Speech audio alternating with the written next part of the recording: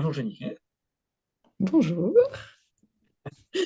Alors, enchanté Jennifer de prendre un petit temps d'échange avec toi sur l'autisme, ce sujet qui nous intéresse aujourd'hui, et parler aussi de la formation que tu vas proposer les 23 et 24 octobre 2026, donc à l'école EGN Changé et à Lille. Alors peut-être pour les personnes qui ne te connaissent pas encore, les personnes qui vont nous écouter, est-ce que tu pourrais te présenter en quelques mots et nous dire peut-être comment est-ce que tu t'es passionné pour l'autisme. D'accord. Alors, je m'appelle du coup Jennifer van der Linden, pour ceux qui connaissent ou pas, mais peu importe. Et je suis à la base kinésithérapeute, donc je suis dans le milieu médical depuis maintenant plus de 20 ans. Et il y a 19 ans, j'ai eu un petit garçon. Et puis ce petit garçon, au bout de 3 ans, on a découvert qu'il avait de l'autisme. Et donc ma passion, je ne sais pas si c'est une passion, en tout cas, ça a été quelque chose d'un peu obligatoire pour moi d'en savoir plus sur l'autisme pour pouvoir le comprendre et m'adapter à lui et à faire ce qu'il fallait pour l'aider un maximum. Et donc voilà, cette passion, elle a grandi petit à petit parce que tu apprends quelque chose et tu as encore envie de savoir et donc ça, se, ça continue et ça continue et puis en fait on en apprend tous les jours. Donc voilà. Et alors, il y a quelques années, en 2013, j'avais pas envie d'arrêter de travailler en tant que kinésithérapeute. Je voulais pas tomber dans dans le souci que beaucoup de parents ont, c'est qu'il y en a un des deux qui s'arrête de travailler pour s'occuper essentiellement de l'enfant. Je voulais pas rentrer dans cette bulle de l'autisme. Et donc, j'ai créé Oti Bolder sur la Belgique, puisque je suis belge, de la région de Moucron. Et, euh, et donc, du coup, c'était des plaines de jeux, ce qu'on appelle des centres aérés en France. Et voilà, petit à petit, je me suis rendu compte que les familles étaient vraiment en désarroi, tout comme j'avais pu l'être. Et donc, on a créé avec mon équipe la Maison de l'autisme, où on fait de l'accompagnement complet. Et c'est comme ça qu'on arrive à changer, parce que dans cet accompagnement complet, on fait de la formation aussi et que j'ai rencontré aussi par le biais des personnes qui collaborent avec Changer. Donc voilà, je suis arrivée chez vous pour donner de la formation. Et tu as proposé un webinaire, c'était le mois passé, je crois, hein, justement sur ce thème-là. Et tu as donc proposé d'animer une formation qui aura lieu le 23 et le 24 octobre donc 2026, qui s'appelle Comprendre l'autisme. Alors, si je suis une personne qui est intéressée par cette formation et qui s'inscrit à cette formation, est-ce que tu peux nous dire un petit peu avec quoi je vais repartir? Alors l'idée dans la formation, dans un premier temps, c'est de comprendre un peu mieux l'autisme, de le repérer aussi, parce que je pense que voilà, beaucoup de gens sont en première ligne et c'est bien de les repérer. Des diagnostics à 30, 40 ans, c'est encore possible et ça arrive de plus en plus maintenant, puisque l'autisme est de plus en plus connu, on y fait de plus en plus attention. Et donc c'est vraiment ça, c'est dans les situations où ça peut des fois être compliqué de se dire, mais tiens, est-ce que cette personne... Donc ça, c'est l'idée, c'est de pouvoir avoir des outils de repérage. Et puis, et donc, du coup, quand on comprend l'autisme, forcément, on repère. Donc, ça, c'est une première chose. Et après, c'est de pouvoir aussi ajuster un peu son comportement derrière, sa posture, comment je dois faire, ce que je dois faire ou ne pas faire. Et, euh, et je pense que c'est intéressant parce que très souvent, on est dépourvu face à une personne autiste. On ne sait pas si on doit aller, on ne sait pas si on doit poser des questions. Enfin, voilà, il y a plein de questions Mhm. qui nous arrivent, tout comme je les ai eues tout petit. Enfin, quand il était tout petit, en tout cas, le mien, c'est mais comment je fais? Et finalement, c'est ça. C'est ça que je voudrais amener et essayer de transmettre cette partie-là. D'accord. Donc, ce serait une formation qui permettrait aux personnes qui assistent de pouvoir être plus à l'aise ou être plus confortables dans le lien à une personne, par exemple, qui serait dans l'autisme et de ne pas savoir comment rentrer en relation avec elle, par exemple, ce serait ça? Ouais. d'être vraiment plus à l'aise et du coup d'ajuster sa posture, de changer sa manière de faire. Parce qu'il faut réellement changer sa manière de faire, sinon ça marche pas, ou on fait des fois pire qu'autre chose. Et donc, c'est vraiment cette idée-là. Si j'arrive à ça, je me donne une médaille en fin de formation. Mais en tout cas, dans un premier temps, ce serait vraiment, vraiment ça. Et du coup, pour y arriver, ben, oui, je vais donner des outils aux personnes, des outils pratico-pratiques de comment faire, utiliser la structure du temps, structure de l'espace, des time timers, voilà, du visuel, enfin, toutes des choses comme ça que je vais apporter. Et, euh, et donc, ça, c'est une première partie. Puis une deuxième aussi, ça va être de essentiellement comprendre ce qu'on appelle la crise autistique. Et, On me dit toujours, ah bah, cette crise autistique, qu'est-ce qu'on en fait, comment on doit l'aborder, c'est quoi aussi cette crise autistique? Il y a vraiment quelque chose qu'il faut réussir à penser, c'est que beaucoup de gens pensent ça, et finalement, c'est pas ça qu'il faut faire, c'est comment on fait pour que cette crise n'arrive pas. hmm, C'est pas se dire comment on fait quand elle est là, mais en fait, oui, il faut vraiment changer dans sa tête quelque chose, c'est comment donc on là, fait pour que celle-ci n'arrive pas. mhm. Donc là, tu vas parler beaucoup de prévention pour éviter que la crise arrive, pour ne pas qu'elle soit là et qu'on soit démunis face à cette crise et qu'on n'arrive plus à s'en sortir, c'est ça? Mhm. Enfin, c'est pas vraiment de la prévention dans les termes Oui, du monde de l'autisme, j'entends bien. mais c'est quelque chose comme ça. L'idée, c'est de tout amener au niveau de l'environnement et au niveau de notre manière d'être avec et tout ce qu'on leur dit. C'est de notre adaptation de nous, tierce personne, qu'est-ce que nous on fait et qu'est-ce que nous on fait pour créer la crise. Et donc en fait, on est une part entière dans la manière d'aider les personnes avec de l'autisme. Bon. Donc ça serait de préparer un environnement. Tu parlais d'adaptation comportementale et environnementale, donc de préparer un environnement qui soit confortable pour éviter ces crises, en fait, c'est ça? Oui, oui, oui. Donc dans les plaines de jeux qu'on a créées, on a tout pensé autisme pour Mhm. justement éviter les crises parce qu'on va se retrouver avec une dizaine de personnes, enfin, d'enfants de 3 à 12 ans avec de l'autisme. Et si on n'a pas pensé autisme dans la manière d'adapter les lieux, c'est-à-dire un lieu où on peut retrouver le calme, un lieu où on fait la peinture, un lieu exactement où on mange, enfin, les lieux doivent être définis. Mhm. Et puis qu'on structure le temps, on fait ça, puis ça, puis ça, puis ça. On aurait un peu l'anarchie. Et à chaque fois qu'on dit à une personne autiste, bon, allez, maintenant, t'arrêtes ça et tu fais ça c'est sûr, c'est crise. C'est une Mhm. source de crise. Mhm. Et donc, c'est un peu faire comprendre cette gymnastique de pensée.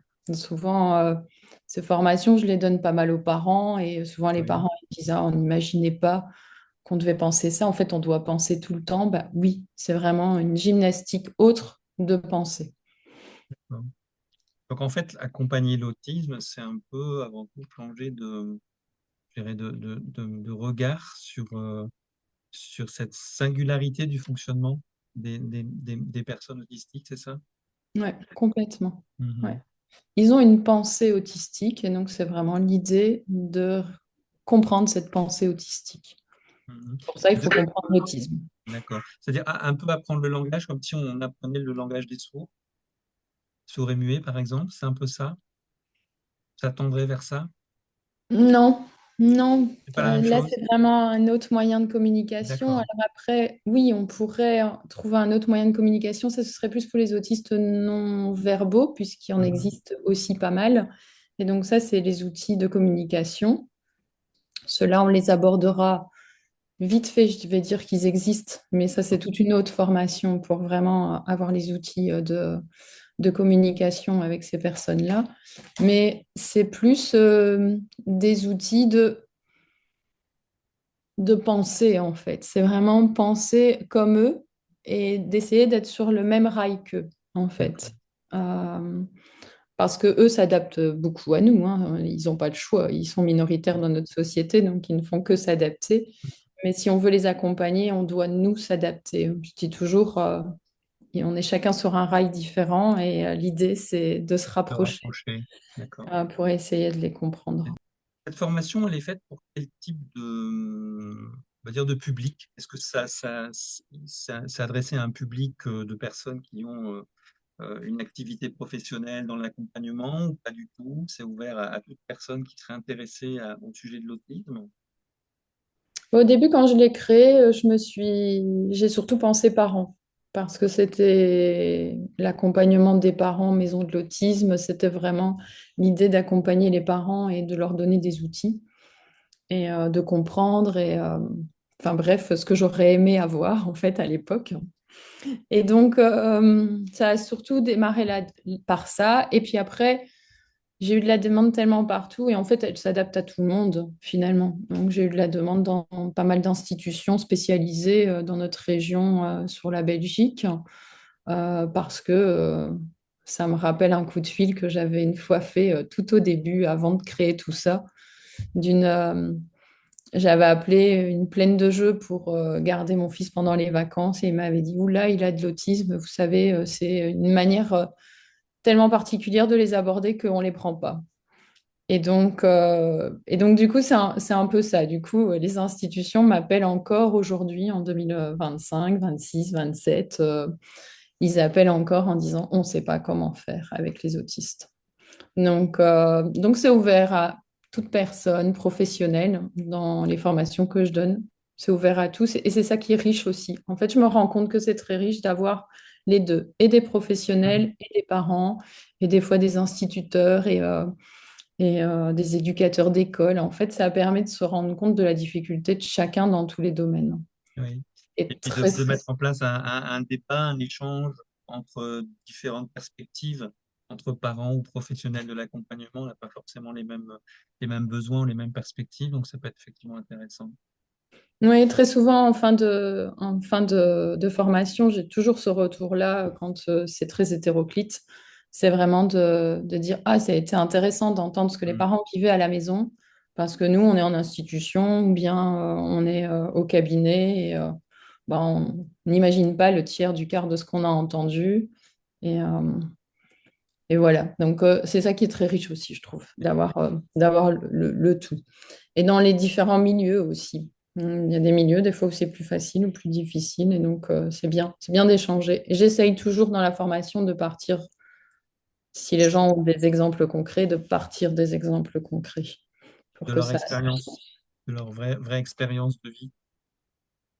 oui, pour que ça ait du sens et qu'ils repartent avec quelque chose. Parce que de la Mhm. théorie pour de la théorie, on sait prendre un bouquin, enfin, c'est ma vision des choses, on sait prendre un bouquin et le lire. Tout à Je me fait. rends compte que même en faisant la formation, en donnant plein d'exemples, c'est même pas évident de mettre en pratique. Mhm. On va essayer un petit peu de mettre en pratique, mais sur 2 jours, c'est toujours un peu court, Mhm. hein. J'ai mis pas mal d'années à tout comprendre, donc si je comprends déjà tout. Mhm. Et voilà. Et ce qui est intéressant dans ce que tu dis, c'est que dans ta formation, il y a aussi un aspect, entre guillemets, hein, je mettrais de supervision, c'est-à-dire que tu proposes aux personnes d'amener leurs difficultés personnelles et de travailler, en fait, de prendre de la distance par rapport à ça, essayer de voir comment est-ce qu'on pourrait travailler sur cette situation-là. Donc, c'est un peu de la supervision, en fait. Oui, oui, oui.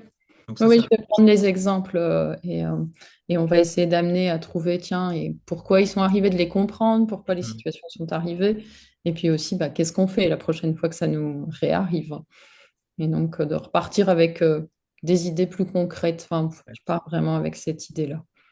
Tout en, bien sûr, embrassant quand même malgré tout un peu de théorie. Il n'y a pas le choix, on doit y passer. En termes de pédagogie ou de méthode que tu vas utiliser dans cette formation, est-ce que tu pourrais en dire un peu plus? Quelle méthode tu vas prendre? Donc, tu en as un peu parlé, hein, en mettant une analyse sur des situations personnelles. Est-ce qu'il y a d'autres méthodes que tu vas utiliser? Ben, j'aurai forcément un petit PowerPoint pour avoir un peu de visuel. Les gens vont recevoir un fascicule aussi. Mais après, il y aura des vidéos. J'essaye de montrer quelques vidéos. Euh, dont une qui résume bien et qui est pas mal. Enfin, la dernière, je l'aime bien. Et puis, après, bah, je vais présenter les outils, je vais les montrer. Enfin, j'ai toute une malle avec plein d'outils D'accord, que tu je vais ramènes ta malle présenter. avec tous les Voilà. outils dedans. Ouais, voilà. Et puis un peu de ce que moi j'ai fait. Enfin voilà, à chaque fois que moi j'ai préparé des choses pour mon fils, je les remets dans ma malle et puis elle se remplit petit à petit pour montrer que c'est pas toujours difficile à faire. En fait, on est toujours là occupé de se dire, ah, il va falloir acheter des trucs, etc. Et avec un simple bout de papier, on peut faire des tas de choses déjà. Donc, c'est aussi cet objectif-là de... faut juste avoir de l'imagination. Ça, je sais pas l'amener. Mais voilà, voilà. Puis après, ben, bien sûr, les gens posent toutes les questions qu'ils veulent. Ils peuvent m'interrompre. Je ne serai pas assise derrière une... style université. C'est pas du tout mon truc, en tout cas. Pas le nôtre non plus de toute façon à l'école. Tu vas aborder plus l'autisme chez l'enfant, chez l'adulte ou bien les deux? En fait, ils pensent pareil. D'accord, Donc c'est tout azimut. d'accord. Ils ont tous la même lignée de pensée. Alors, bah, Mhm. chez les adultes, ils ont un peu évolué, mais Mhm. dans le fond, ça reste la même idée que l'enfant. Donc, ce sera aussi bien enfant que adulte. D'accord. Je pensais qu'il y avait, tu vois, qu'il y Profond, avait des... moins profond. Je fais de manière assez générale. D'accord. Après, on pourrait voilà, cibler, mais je partirai des exemples. Donc, du coup, Mhm. Donc, s'il y a selon des avec ce qui exemples vient. de jeunes ou d'adultes, voilà, on adaptera. C'est de l'adaptation pour moi, en tout cas, à chaque fois.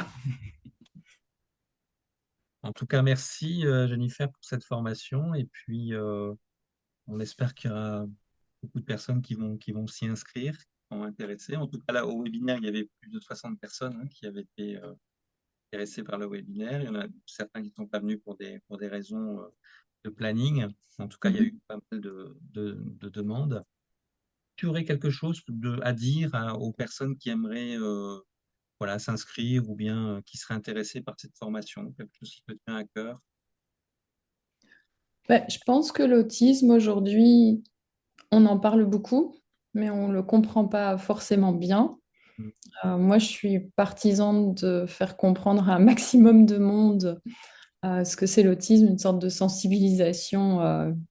Ben oui, parce que je voudrais que ces personnes-là, elles soient beaucoup plus incluses dans notre monde. Mm. Elles en souffrent pas mal. Donc, ça, c'est mon petit combat à moi. Et donc, du coup, bah, cette formation, je me dis toujours, moi, quand je veux faire une formation, je me pose toujours une question, c'est est-ce que je vais repartir de là avec encore de la théorie et je ne saurais pas la pratiquer? Mm. Et bah, moi, je parle là-dedans, en tout cas. Comme ça, c'est ma question à moi pour mes formations. En tout cas, s'il y a des gens qui me rejoignent dans cette idée-là, c'est celle-là. Et en tout cas, je fais tout pour essayer d'y arriver, de répondre un maximum aux questions des gens. Euh, Ils vont pas tout connaître à l'autisme, bien entendu, en 2 jours. Bien On sûr. est bien d'accord là-dessus. Mais en tout cas, c'est d'oser passer le cap. J'ai envie de dire, oser passer ce cap de venir découvrir une formation sur l'autisme. Elle n'est pas loin pour le coup, elle ne se trouve pas à Mm. Bruxelles ou Paris. Parce que moi, j'en ai fait des kilomètres pour avoir des formations. Et donc, voilà, bienvenue. Bienvenue à tous, en tout cas. En tout Et cas, merci merci de nous à vous. proposer cette formation parce que je pense que c'est effectivement un thème qui est, on en parle beaucoup, comme tu dis. Il n'y a pas forcément des lieux où on peut apprendre, en tout cas, essayer de se mettre sur le même rail, justement, ces personnes qui sont porteurs d'autisme. Et donc, en tout cas, c'est une possibilité qu'on offre avec toi. On est très heureux de t'accueillir dans l'école, justement, pour que cette formation puisse avoir lieu. Et donc, voilà, on te Dans souhaite les nouveaux bâtiments. l'époque, effectivement, on sera dans les nouveaux bâtiments qui sont beaucoup plus Ouais. lumineux, beaucoup plus agréables, beaucoup plus confortables. Donc voilà, Allez. c'est aussi quelque chose de nouveau. Voilà. Merci Jennifer. Bah, en tout cas, merci à vous aussi d'avoir fait cette proposition et d'avoir aussi envie de votre côté de d'étendre cette formation et de la proposer dans votre entourage de votre côté. Voilà. Pour nous, ça nous semblait essentiel. de pouvoir intégrer des formations, au-delà des formations de psychothérapie, de pouvoir apporter une spécificité, je vais dire, ou quelque chose de particulier en lien avec ce thème-là. Voilà. Puis c'est aussi des choses qui euh, se questionnent aussi dans l'école. Donc, on a aussi beaucoup d'étudiants qui questionnent sur ces sujets-là, des sujets de société, d'actualité. Mhm. Voilà, ça permet aussi de pouvoir s'inscrire et de pouvoir suivre cette formation. Il y en a aussi de plus en plus, donc on est de plus en plus Tout à confrontés, fait, hein. Quand même, tout à fait. la prévalence, elle est de 1 sur 100, elle tend à 1 sur 60 aujourd'hui, parce qu'on diagnostique de mieux en mieux. Donc, Mieux en on mieux. sera confronté un jour ou l'autre à une personne atteinte de TSA. Et donc, voilà, je comprends qu'il y a des demandes au sein de votre école Tout à qui fait, arrivent dans les... Et donc, bah, quelque part, ce sera aussi une formation de communication, puisqu'il faut réussir à communiquer avec ces gens-là. tout à fait. Exactement. Merci à toi, Jennifer. Bonne Merci continuation. beaucoup. À Au bientôt. revoir. À bientôt. Soyez les bienvenus.